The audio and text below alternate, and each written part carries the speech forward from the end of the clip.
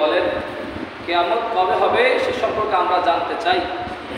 যখন নবীকে প্রশ্ন করা হলো তখন আল্লাহ রাব্বুল আলামিন তার ওহীর মাধ্যমে জানিয়ে দিলেন যে ইন্নাল্লাহা ইনদাহু ইলমুস সাআ ওয়া ইউনাজ্জিলুল গায়সা ওয়া ইয়া'লামু মা ফিল আরহাম ওয়া মা তাদরি নাফসুম মাযা তাকসিবু গাদা ওয়া মা তাদরি নাফসুম বিআইয়ি আরদিন তামুত ইন্নাল্লাহা আলীমুন খাবীর।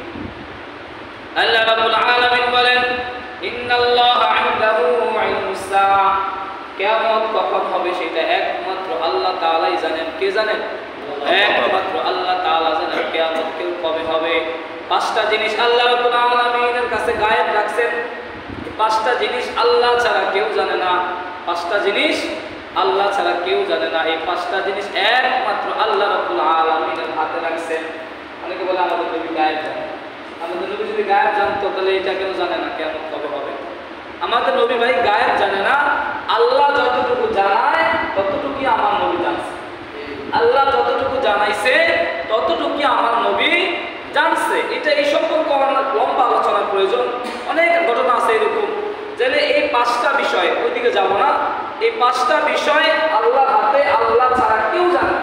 কোনো নবীরাও জানতো না, কোনো ওলিরাও জানে না, কোনো আলেম ওলামাও জানে না, কোনো বুজুর্গরাও জানে না, কোনো জ্যোতিষী মনীষী যত কিছু আছে, কোনো বিজ্ঞানী, কেউ এই পাঁচটা জিনিস জানে। একমাত্র এই পাঁচটা জিনিসের খবর কে জানে বলেন? একমাত্র আল্লাহ। কি কি? আল্লাহ রাব্বুল আলামিন বলেন ইন্নাল্লাহা ইনদাহু ইলমুস সাআ, কিয়ামত, সাআত মানে কিয়ামত, কিয়ামত কখন হবে ওই সময়টার খবর একমাত্র আল্লাহ রাব্বুল আলামিন জানেন।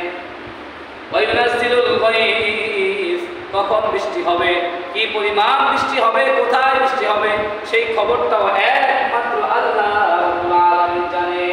অনেক বড় হুজুর তাহলে আমাদের তো এই আবহাওয়া অধিদপ্তর বলে দেয় যে এখন কালকে বৃষ্টি হবে, এই জায়গায় বৃষ্টি হতে পারে, এই জায়গায় বৃষ্টি হতে পারে। আসলে তারা নির্ধারিত করে বলতে পারে না যে কখন বৃষ্টি হবে, কোথায় বৃষ্টি হবে। তারা ধারণা করে যে এই জায়গায় এই পরিমাণ বৃষ্টি হতে পারে। হ্যাঁ, তারা আবার তখন বলে, আমরা তখন বলতে পারি যে আসমান দেখি মেঘাচ্ছন্ন, একটা অভিজ্ঞতার আলোকে আমরা বলতে পারি যে এখন বৃষ্টি হতে পারে। কিন্তু অনেক সময় এরকম হয়ে যায় যে আমরা দেখলাম পুরো আকাশ কালো হয়ে গেছে, বৃষ্টি একদম আসবেই আসবে, একটু করে দেখি আর বৃষ্টি নেই। হয়নি এরকম অনেক সময়? আবার অনেক সময় হঠাৎ সব ঠিক আছে, আসমান পরিষ্কার, রৌদ্র সব ঠিক, কেউ কল্পনা করতে পারে না যে এখন যে বৃষ্টি আসবে, হঠাৎ বৃষ্টি নেমে যায়। হয় কিনা বলেন? হ্যাঁ, কখন বৃষ্টি হবে, কি পরিমাণ বৃষ্টি হবে, বিজ্ঞানীরা যতই আবিষ্কার করুক, এটা আল্লাহ ছাড়া কেউই জানে না। আল্লাহ রাব্বুল আলামিন বলেন ওয়া ইউনাজ্জিলুল গায়স, কখন বৃষ্টি হবে, কি পরিমাণ বৃষ্টি হবে, সেইটা একমাত্র আল্লাহ রাব্বুল আলামিন জানেন। কোন মানুষ, কোন আলেম, কোন বুজুর্গ, কোন নবীরাও এই সম্পর্কে জানতো না, জানে না। ওয়া ইয়া'লামু মা ফিল আরহাম, নারীর গর্ভে কি সন্তান হবে সেটাও আল্লাহ ছাড়া কেউ জানে না। বলবেন হুজুর তাহলে তো আমরা এই কেউ আল্ট্রাসাউন্ড করে বলতে পারি কি বাচ্চা হয়, ছেলে হবে না মেয়ে হবে, সেটা তো আমরা বলতে পারি। এটা আল্লাহ ছেলে বানানোর পরে আপনি আল্ট্রাসাউন্ড করে বলতে পারেন। তাহলে আপনি যে বিয়ে করলেন, এখন আপনার কোন সন্তান হবে সেটা কি কেউ জানে? আল্লাহ মেয়ে বানানোর পরে আল্ট্রাসাউন্ড করে আমরা জানতে পারি এখন মেয়ে হবে। ছেলে বানানোর পরে মার পেটের মধ্যে আমরা আল্ট্রাসাউন্ড করে জানতে পারি ছেলে হবে না মেয়ে হবে। কিন্তু ছেলে মেয়ে হওয়ার আগে যখন শুক্রাণুটা মার গর্ভে যায় তখন কি কেউ জানে এটা থেকে কি হবে বলে? কেউ জানে না। এর জন্য এই এলেমের খবর, এই সম্পর্কের জ্ঞান একমাত্র আল্লাহ রাব্বুল আলামিনের কাছে। আর কারণ আল্লাহ রাব্বুল আলামিন বলেন ওয়া ইয়া'লামু মা ফিল আরহাম ওয়া মা তাদরি নাফসুম মাযা তাকসিবু গাদা, আগামী কাল আমরা কি উপার্জন করব, কি করব, এটা একমাত্র আল্লাহ রাব্বুল আলামিন জানে। কে জানে বলেন? একমাত্র আল্লাহ রাব্বুল আলামিন জানে। ভাই আমরা নিজেরা অনেক পরিকল্পনা করি না? নিজেরা অনেক পরিকল্পনা করে এখানে যাব, ওখানে যাব, এই কাজ করব।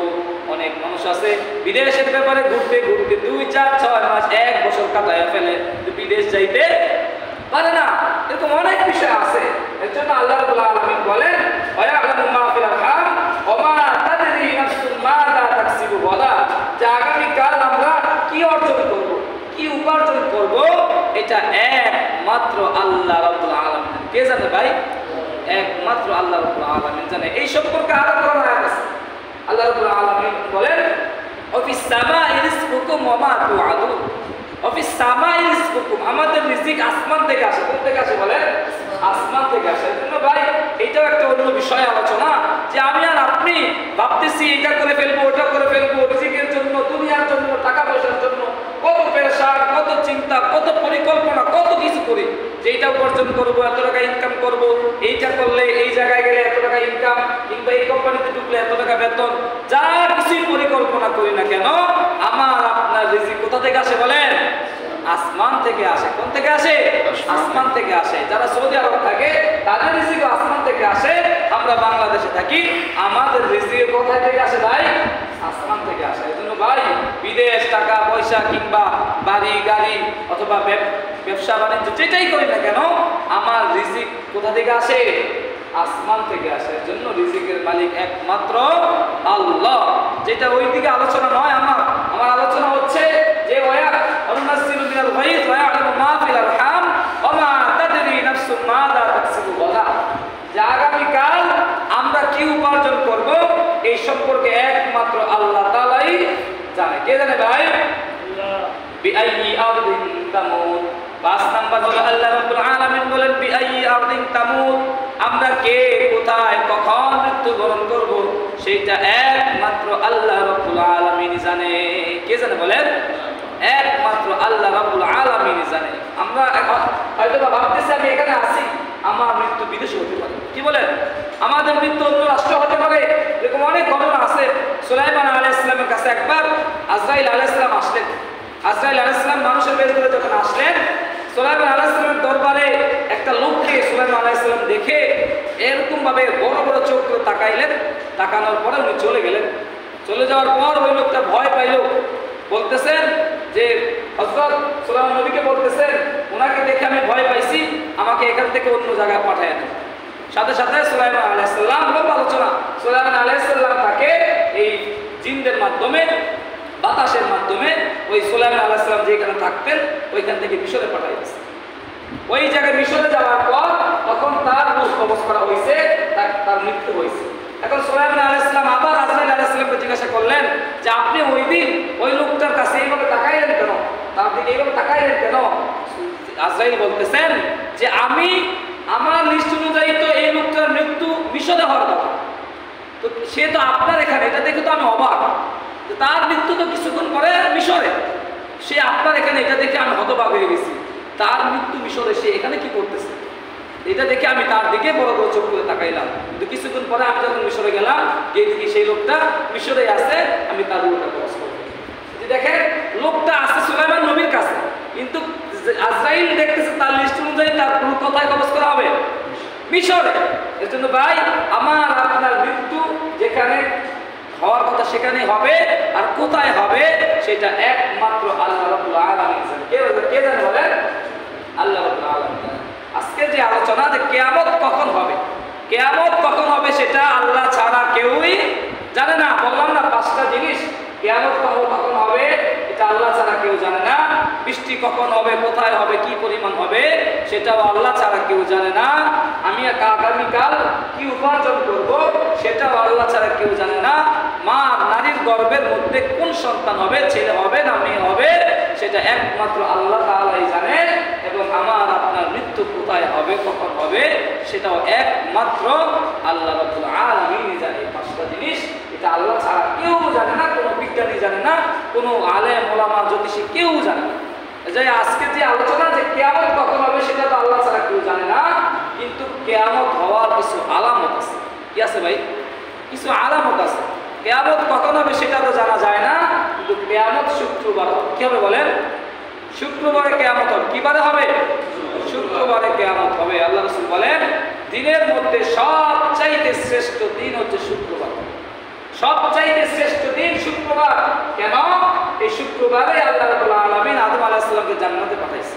এই শুক্রবারে আদম আলাইহিস সালামকে আবার জান্নাত থেকে দুনিয়াতে শুক্রবারেই আল্লাহ রাব্বুল আলামিন, অনেক ঘটনা আছে, এই শুক্রবারেই আল্লাহ রাব্বুল আলামিন কিয়ামত সংঘটিত করবেন। এর জন্য শুক্রবার দিনের মধ্যে সর্বোত্তম দিন, সবচেয়ে ফজিলতপূর্ণ দিন। তার মানে আমরা এতটুকু জানলাম কিয়ামত শুক্রবার হবে। কি বার হবে ভাই? শুক্রবার হবে। এই কিয়ামতের বড় বড় 10টা আলামত আছে। সাবিক আজমাইনগণ নবীজির বাড়ির সামনে নবীজির যেই হুজরা মুবারকের সামনে সাহাবায়ে কেরামগণ আলোচনা করতেছেন।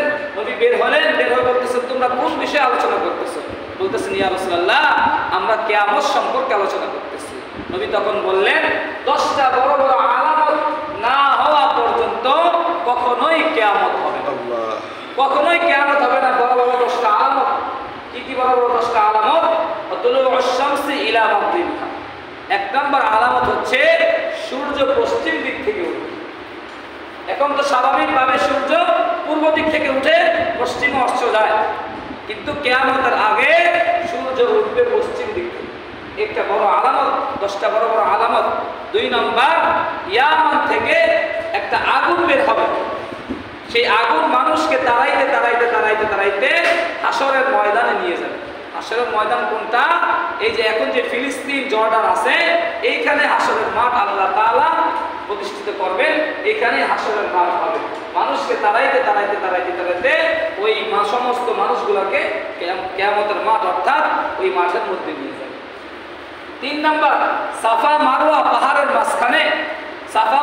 পাহাড়ের মাঝখান থেকে একটা মাটির তল থেকে, দাব্বাতুল আরদ বলা হয় এটাকে, মাটির তল থেকে একটা প্রাণী বের হবে। এই বড় বড় আলামতগুলো জেনে রাখবেন। এই আলোচনাগুলো করার কারণটা কি? এই আলোচনা করার কারণ হচ্ছে, অনেক সময় বড় বড় ঠাড়া বললে আমরা কি বলি? আজকে মনে কিয়ামত হয়েছে, এরকম হয় না? অনেকে বলে না? কিংবা এই যে আমরা ফেসবুকে, ইউটিউবে, বিভিন্ন মিডিয়ার মধ্যে দেখি 2027 সালে বড় একটা পাথর পৃথিবীর সাথে মহাকাশ থেকে পাথর এসে পৃথিবীর সাথে ধাক্কা লাগবে, তখন পৃথিবী ধ্বংস হতে পারে। কিংবা এর আগে 24 সালে আমরা দেখছি যে একটা পাথর পৃথিবীর সামনে দিয়ে একবারে ঘেঁষে যাবে। এরকম একটা নিউজ আপনারা পড়ছেন না? যারা ইউটিউব চালান, ইন্টারনেট চালান, তারা জানবেন। বিভিন্ন সময় বিভিন্ন ফেক নিউজ কিংবা বিভিন্ন সময় আমাদের মধ্যে একটা আতঙ্কিত হয়, আজকে মনে কিয়ামত হয়ে যাবে। যেইভাবে ঠাড়া পড়তেছে, যেইভাবে বিজনেস চমকাচ্ছে, আজকে মনে কিয়ামত হয়ে যাবে, আবার শুক্রবার আজকে, এরকম অনেক সময় আমরা বলি। কিন্তু আমাদের জানতে হবে, এই 10টা বড় বড় আলামত ছাড়া কিয়ামত সংঘটিত হবে না। 1 নম্বর বললাম, সূর্য পশ্চিম দিক থেকে উঠবে। 2 নম্বর, দাব্বাতুল আরদ, জমিনের সাফা মারওয়ার মাঝখানে জমিনের তল থেকে একটা প্রাণী বের হবে। সেই প্রাণী মানুষের সাথে কথা বলবে। সেই প্রাণী কি করবে? মানুষের সাথে কথা বলবে। তার হাতের মধ্যে লাঠি থাকবে, মুসা আলাইহিস সালামের লাঠি। তার আবার আরেক হাতের মধ্যে সুলাইমান নবীর আংটি থাকবে। মুসা আলাইহিস সালামের লাঠি থাকবে, সে মানুষের সাথে কথা বলবে। তার হাতের মধ্যে আংটি থাকবে, তার হাতের লাঠি দ্বারা মুসলমানদের চেহারাগুলো উজ্জ্বল করতে থাকবে এবং আংটি দ্বারা কাফেরদের নাকগুলা কালো করতে থাকবে। তখন মানুষ সহজেই বুঝে ফেলতে পারবে যে এরা মুসলমান আর এরা কাফের। তাহলে 3 নম্বর কি বললাম? যে দাব্বাতুল আরদ, জমিনের তল থেকে একটা প্রাণী, মাটির নিচ থেকে প্রাণী বের হবে। সেই প্রাণী মানুষের সাথে কথা বলবে। 3 নম্বর। 4 নম্বর, আরো কিছু আমি সিরিয়ালে বলতেছি না, এবার বলতেছি। বড় বড় 3টা আলামত আল্লাহ রাসূল বলেন, পূর্বে, অর্থাৎ এটা পূর্ব তো ওই দিকে, পূর্বের মধ্যে নবী তো তখন মক্কায় ছিল, মদিনায় ছিল। ওই মদিনার অবস্থানটা নির্ণয় করে পূর্বে আমরাও পূর্বের মধ্যে পড়ে যাই, আমরাও পূর্ব সাইডের মধ্যে পড়ে যাই। তো নবী বলছেন, পূর্বের মধ্যে বিশাল ভয়ঙ্কর ভূমিকম্প হবে, পশ্চিমের মধ্যেও ভয়ঙ্কর একটা ভূমিকম্প হবে। পশ্চিমে, মক্কার ওই সাইডে পশ্চিমের মধ্যেও বিশাল বড় ভূমিকম্প হবে। এবং যে আরবের যে জাজিরাতুল আরব বলা হয়, 7টা, বর্তমান 7টা কান্ট্রি নিয়ে জাজিরাতুল আরব, পুরাটা আরব, সৌদি আরব, বাহরাইন, ইয়েমেন, কাতার, কুয়েত, এরকম একসাথেই 7টা রাষ্ট্রকে একসাথে ভেঙে ফেলছে। এই 100 বছর আগেই ফেলছে। যখন আমাদের ওসমানী খেলাফত চলে গেছে, তখনই তারা যার মতো আলাদা রাষ্ট্র হয়ে গেছে। 7টা জাজিরাতুল আরব, এই আরবের মধ্যে একটা বিশাল বড় ভূমিকম্প, ভয়ঙ্কর ভূমিকম্প হবে। 3টা আলামত, এখানে 3টা আলামত। আরো কিছু আলামত আছে। আল্লাহ রাসূল বলেন যে কানা দাজ্জাল, কিয়ামতের আগে কানা দাজ্জাল আসবে। দাজ্জাল সম্পর্কে আল্লাহ রাসূল বলেন যে কানা দাজ্জাল আসবে। কানা দাজ্জালকে আমরা চিনব কিভাবে? কানা দাজ্জালের পরিচয়টা কি? আল্লাহ রাসূল বলেন কানা দাজ্জালের বাম চোখ কানা থাকবে। নবী বলেন শুনে রাখো, সমস্ত নবীরা আমার পূর্বে যত নবী ছিল সমস্ত নবীরাই সবাই তার উম্মতদেরকে কানা দাজ্জাল সম্পর্কে অবহিত করে গেছে, দাজ্জাল সম্পর্কে জানিয়ে গেছে। কিন্তু আমি তোমাদেরকে একটা অতিরিক্ত জানিয়ে যাই যে দাজ্জালের একটা চোখ কানা থাকবে, বাম চোখ কানা থাকবে, তার দুই চোখের মাঝখানে কাফের লেখা থাকবে, কাফের, কাফ আলিফ ফা র, কাফের লেখা থাকবে। এটা দেখে মুসলমানগণ সহজেই চিনতে পারবে কানা দাজ্জাল কি হবে। কানা দাজ্জাল তার সমস্ত শক্তি আল্লাহ তাআলা তাকে দিবে, সে নিজেকে খোদা দাবি করবে। আল্লাহ রাসূল বলেন কানা দাজ্জালের এক চোখ কানা থাকবে, তোমাদের খোদা কানা নয়, তোমাদের আল্লাহ অন্ধ নয়। কেন এই কথা বললেন নবী যে কানা দাজ্জালের এক চোখ অন্ধ থাকবে, তোমাদের আল্লাহ কানা নয়, অন্ধ নয়? কেন বললেন? কারণ কানা দাজ্জাল নিজেকে খোদা দাবি করবে, আল্লাহ দাবি করবে, কিন্তু আমাদের আল্লাহ কি নয়, আল্লাহ কোনো দোষী নাই। লাম ইয়ালিদ ওয়া লাম ইউলাদ ওয়া লাম ইয়াকুল লাহু কুফুয়ান আহাদ। এক কথায় আল্লাহ কারো মুখাপেক্ষী নয়। এর জন্য আল্লাহ রাসূল বলেন কানা দাজ্জালের এক চোখ কানা থাকবে, তার কপালের মধ্যে কাফের লেখা থাকবে। সে একক বর্ণনা এককভাবে আছে, সে পৃথিবীতে 40 দিন থাকবে। কয়দিন? 40 দিন থাকবে।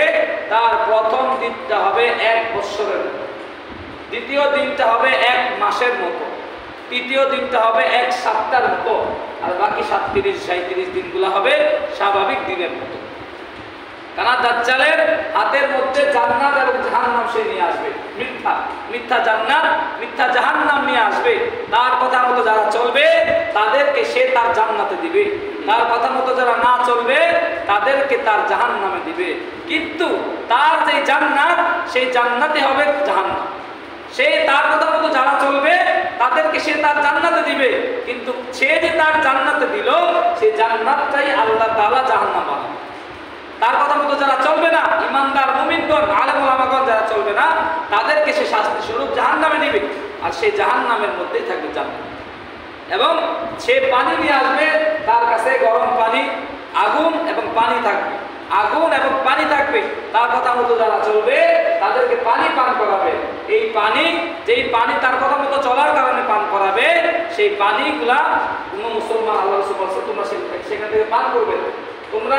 আমরা যারা তার কথা মানবো না, মুমিনগণ তার কথা মানবে না, তাদেরকে আগুন দিবে, সেই আগুনই হবে সুমিষ্ট পানি। কানা দাজ্জাল যেটা করবে সেটার উল্টা হবে, যেটা করবে সেটা উল্টা হবে। কানা দাজ্জাল 40 দিন থাকবে। কিয়ামতের আরেকটা বড় আলামত ঈসা আলাইহিস সালাম আসবে, এবং আরেকটা বড় আলামত ইমাম মাহদী থাকবে। ইমাম মাহদী থাকবে। কিছুদিন আগে একটা নুরা পাগলা নামে ইমাম মাহদী দাবি করছিল না, যারা ফেসবুক ইউটিউব চালান যুবকরা, এই দেখেন না খালি কি দেন, নাচ গানি দেন ইউটিউবে ফেসবুকে, হ্যাঁ এগুলোর খবরই তো রাখতে হবে। হ্যাঁ, ইসলামিক সম্পর্কে মোবাইল চালানো জায়েজ, মোবাইল চালানো হারাম। মোবাইল দিয়ে আপনি যদি নাচ গান আর হিন্দি সিনেমা দেখেন তাহলে তো গুনাহই হবে। ইন্টারনেট দিয়ে, মোবাইল দিয়ে ভালো কাজ করা যায়, ইসলামের খবর রাখা যায়, ইসলামের জ্ঞান অর্জন করা যায়। এই সম্পর্কে আমাদের জানা জরুরি। আল্লাহ রাসূল বলেন যে আল্লাহ আদম আলাইহিস সালাম থেকে এই পর্যন্ত যত সৃষ্টি আল্লাহ করছে সবচাইতে ভয়ানক সৃষ্টি হচ্ছে কানা দাজ্জাল, সবচাইতে কঠিন সৃষ্টি হচ্ছে কানা দাজ্জাল। এটা অনেক বড় একটা ফিতনা, অনেক বড় ফিতনা। কেমন ফিতনা সেটা বলতেছি। কানা দাজ্জাল চিন্তা করে, মানুষ তো ভাববে যে কানা দাজ্জাল জান্নাতে দিতেছে, জাহান্নামে দিতেছে, সে নিজেকে খোদা দাবি করতেছে, সে